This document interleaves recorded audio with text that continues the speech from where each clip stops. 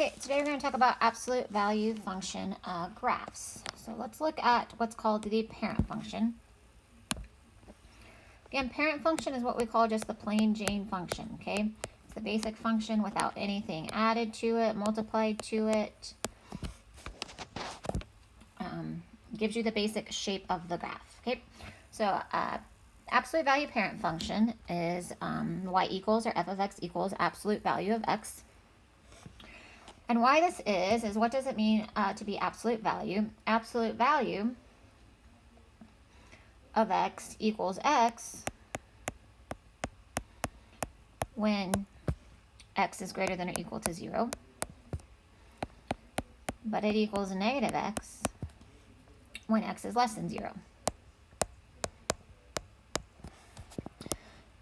And why that is that absolute value is actually a piecewise function. It's actually the combination of two linear functions, okay? Because absolute value is actually just finding the distance from 0 on a number line, okay? So we don't care about what direction we're going in, whether we're going right or whether we're going left.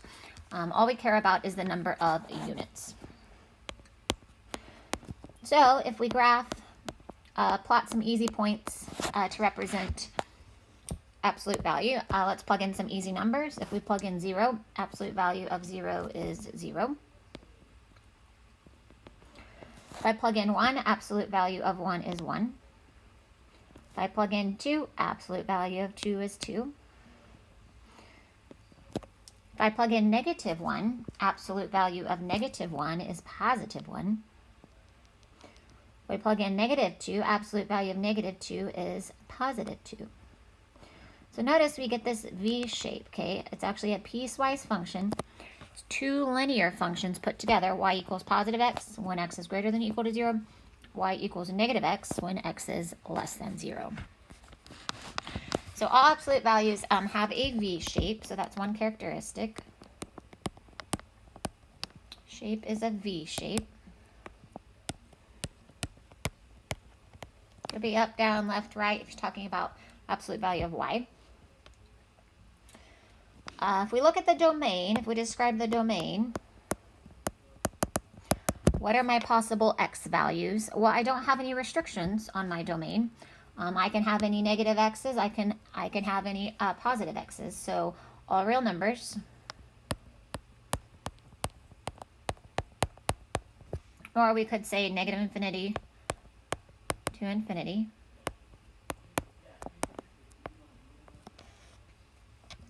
But let's look at the range.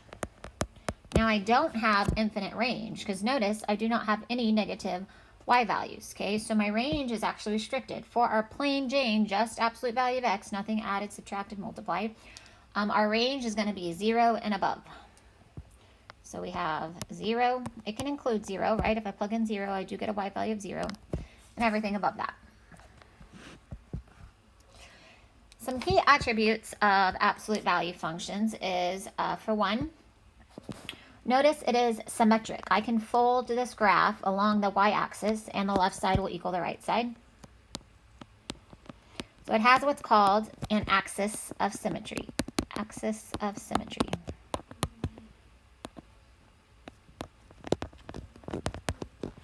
So axis of symmetry is just an imaginary line that I can fold the graph in half on. Okay, and for absolute value equations, because our v's will be going up and down for absolute value of x, we're always going to have an x equal axis of symmetry. So it will always be x equal. And it is a line, okay, so that's why it is the equation x equal. Also, regarding absolute value, we either have a top point or a bottom point called the vertex. So here, if I have an upward absolute value, my vertex is going to be a minimum point. If my V is pointing down, I will have a vertex at the top point. So vertex is just a top point or a bottom point of your absolute value graph.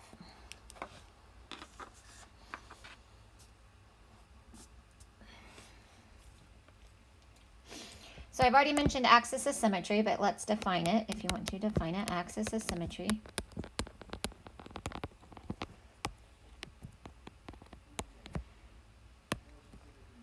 Axis of symmetry will always be a vertical line.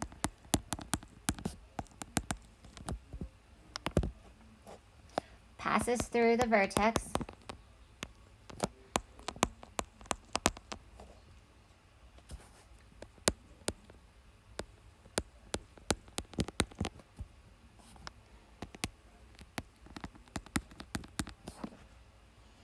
And provides a reflection line for the graph.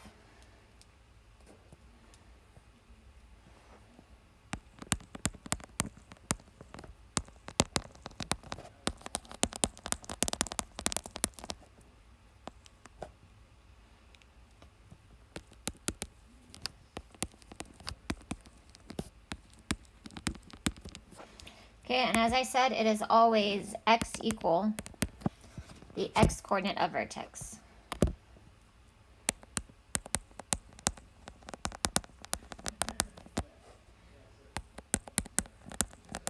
It's always the x equal equation and then the x coordinate of the vertex.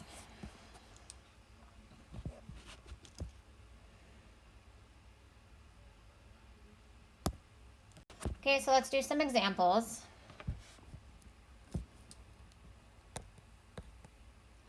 So what if we have not just plain Jane anymore, but we have absolute value of x with a plus 2 on the outside.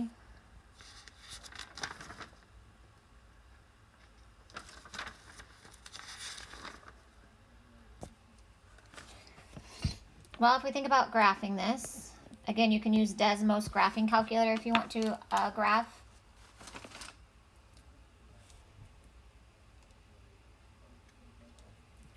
But we could also just plug in some easy points. But again, you can use Desmos graphing calculator if needed, or a graphing calculator if you have access to it. So let's plug in some easy points. So if we plug in 0, absolute value of 0 is 0, plus 2 is 0, 2. If we plug in 1, absolute value is 1, plus 2 is 3. If we plug in 2, absolute value is 2, plus 2 is 4. On the negative side, if we plug in negative, absolute value of negative 1 is 1, plus 2 is 3. Plug in negative 2, absolute value is 2, plus 2 is 4. Notice we have a V shape. And from our parent function, it is moved up 2 because this plus 2 on the outside actually means it's going to be moved up 2. So if we look at key attributes here, if we look at, let's start with domain. Domain are all our available x's. And as we said before, unless we have like a real world scenario, our domain is going to be infinite, all real numbers. Our range, notice we're moved up 2. So instead of being 0 to infinity, we're going to have 2 to infinity. And for our axis of symmetry,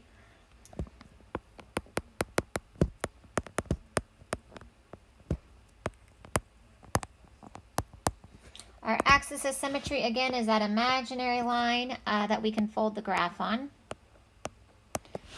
And again, it's always vertical. We didn't move this one right or left at all, so it is still going to have x equal. So x equal 0 going through the x-axis.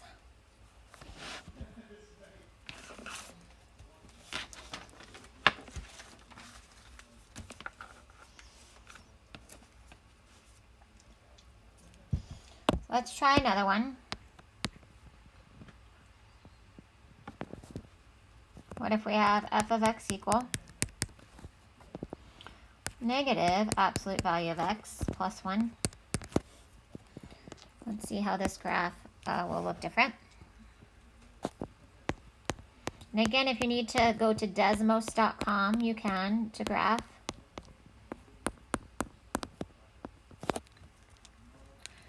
So let's plug in some easy points. Let's start with 0. Absolute value of 0 is 0. Negative is still 0. Plus 1 is 1. So 0, 1.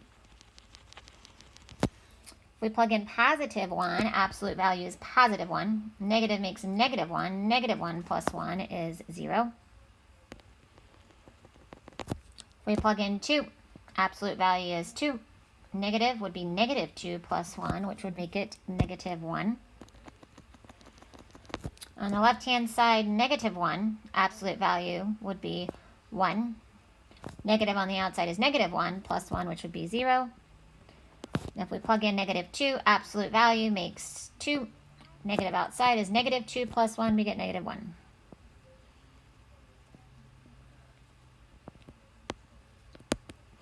So this time I have an upside down V shape.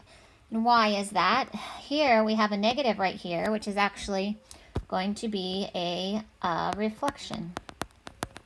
This would actually be a reflection. Oops, let me erase that. It's kind of hard to see.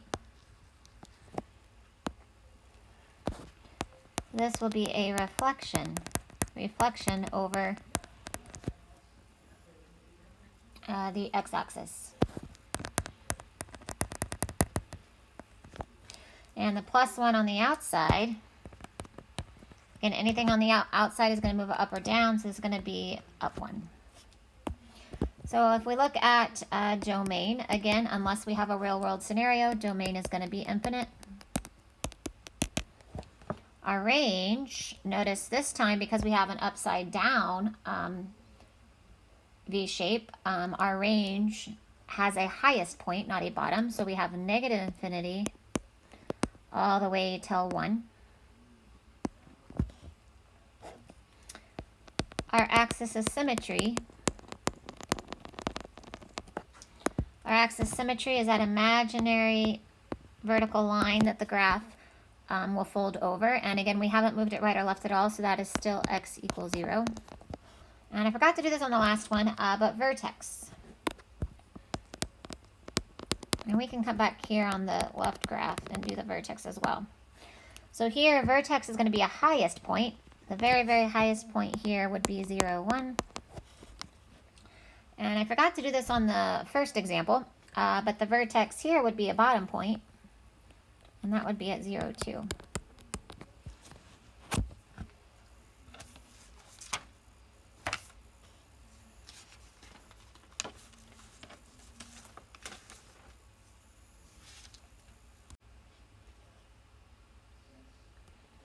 So let's sum up how we graph things, graph absolute value equations in a kind of a condensed manner. So here's our basic absolute value function graph, or equation, I shouldn't say equation.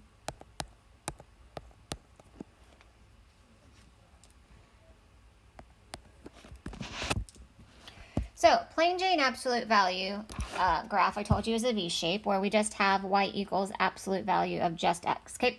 Anytime that we are adding, subtracting, or multiplying to that equation, it's going to move the graph in a certain way. So how do we know how it's going to move? If I have something added or subtracted on the outside, it's going to move it up or down. So if I'm adding a number, it's going to move it up on the outside. If I'm subtracting, it's going to move it down. Well, what if I'm adding or subtracting on the inside? Inside, think opposite. Okay? If I'm adding on the inside, it's actually going to move left. Oops, sorry about that. I'm adding on the inside, you have to think opposite. I'm actually moving left. I'm subtracting on the inside, again, think opposite. We have to move right. So again, this one is think opposite.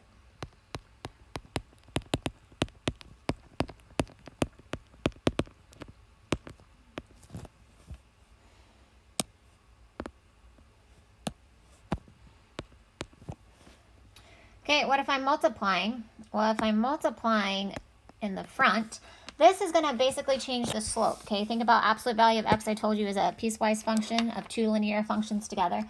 So whatever's being multiplied in the front is actually going to be your rise over your run, your slope. If there's not a number there, there's really a value of 1.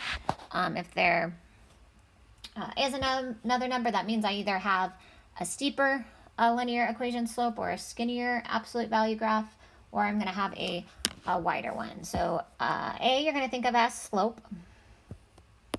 Think of it as your slope. Think of it as slope. It's not actually slope. So if A is greater than 0, if A is greater than 1, that means we have a vertical stretch. This will be a vertical stretch. And if A is between 0 and 1, then we have a vertical compression, which would mean a wider graph.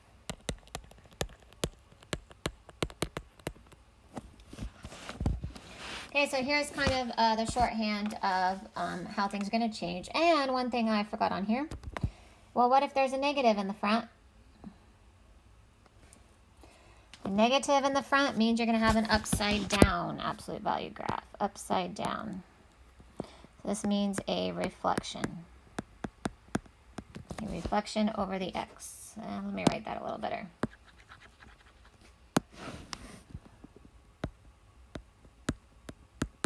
Reflection over the x-axis, which means upside down.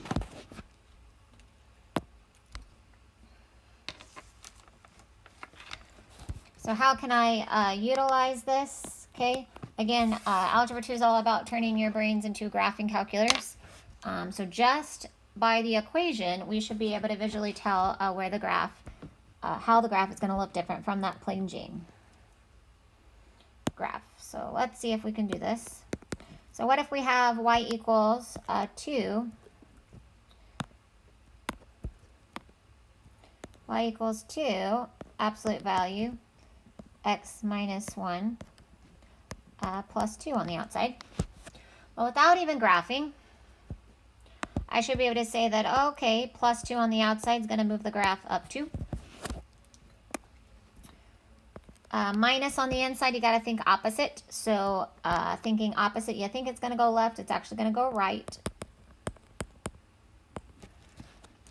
And the 2 in the front means that I have a vertical stretch. That means the slope of my lines are increasing faster, which means I'm going to have a skinnier graph. So this is actually a vertical stretch.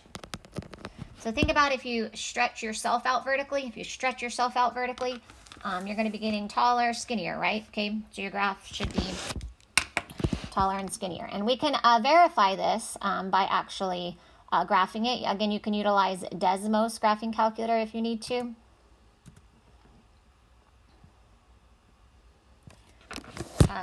But I can find the vertex. If we draw a quick sketch, again, you can verify on your graphing calculator. Typically, I start at 0, 0.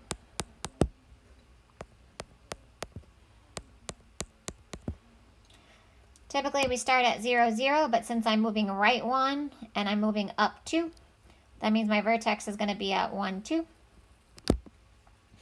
And normally from this point, we would go up 1 to the right 1 to get to my next point. But because I have a vertical stretch of 2, I'm actually going to be going up 2 to the right 1. And same thing on the left-hand side, up 2 to the left 1. So here would be the rough sketch of my absolute value function. Notice it should be skinnier than the parent function, again, because think about it. If you vertically stretch yourself, you're getting taller, which means you're getting skinnier. And you can verify this, again, by using a graphing calculator. Desmos graphing calculator is an excellent choice. So if we look at some attributes here, again, domain is never going to change. It's infinite unless you have a real-world scenario where sometimes we have to only include positives. If you look at the range, okay, if we're moving up 2, typically we do 0 to infinity, but if we're moved up 2, that means that our range has changed to everything above 2, including 2. And we move to the right 1, which means that our axis of symmetry has changed. That reflection line has changed. And since I moved right 1, that axis line x equal is moved right 1. So x equals 1 is the imaginary vertical line that the graph is going to reflect on.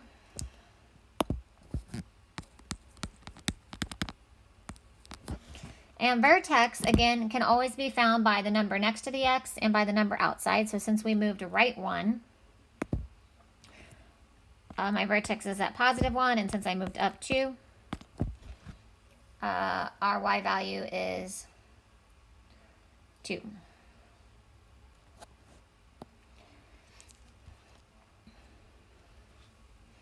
So let me do one more example, again, of turning that brain into a graphing calculator. Being able to visualize what that graph looks like just from looking at the equation. So last example.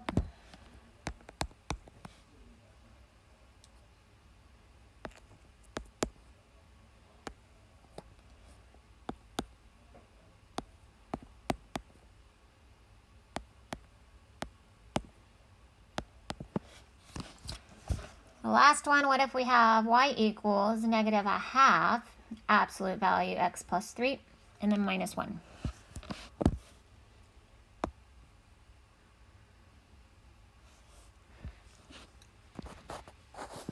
So let's start with the number on the outside. Because I have a minus 1 on the outside, that means we're going to have move down 1. I have a plus 3 inside. Inside, think opposite. So this means we're going to move to left 3.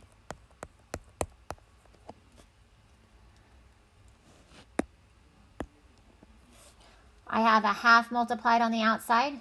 Okay, again, think of this in regards to your two linear components as the slope. It's actually not the slope. But this would be, since it's less than 1, we're going to have a vertical compression.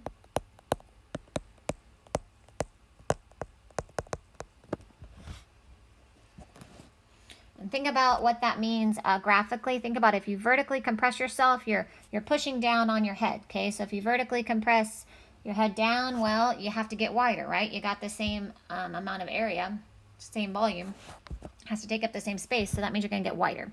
So it's going to be a wider graph. And then lastly, we have the negative, which is going to reflect over the x.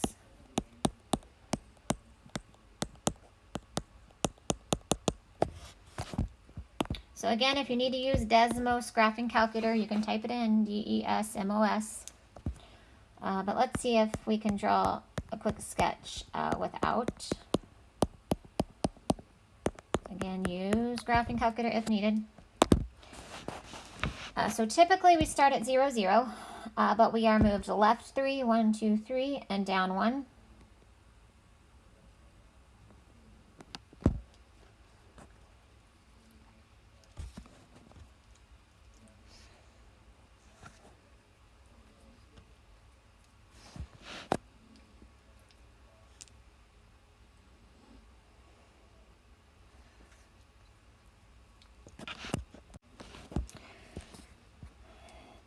Okay, so we're moved left 3 and down 1 for the vertex there. Again, we have a reflection over the x, so we're going to have a downward facing v. And we typically would move right 1, down 1 to get to the next point. But because we have a vertical compression, the slope of my two lines would be right 1, down, or left 2, down 1. So instead of going right 1, down 1 from this point, we're going to go right 2, down 1 to get us a wider graph. And that would be going left 2, down 1.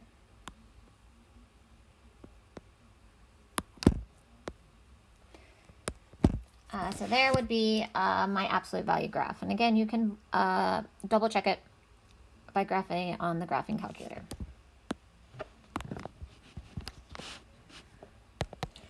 Okay, so again, domain's going to be infinite. Again, unless we have a real world scenario where we have to eliminate the negatives, I have infinite domain. Range is not infinite. Since we have a reflection, we have infinite negative all the way till our vertex, which is at a y value of negative 1.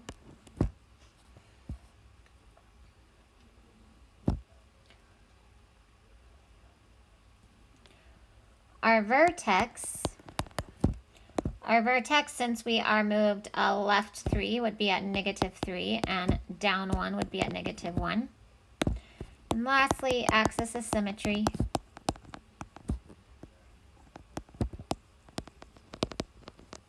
Axis of symmetry is always an x equal equation, and it's always the x equals the x coordinate of the vertex, so x equals negative 3. Okay, so that is a shortcut way of how to how we can turn our brains into graphing calculators and graph absolute value equations, all without a calculator. But of course, you can use a graphing calculator if needed as well.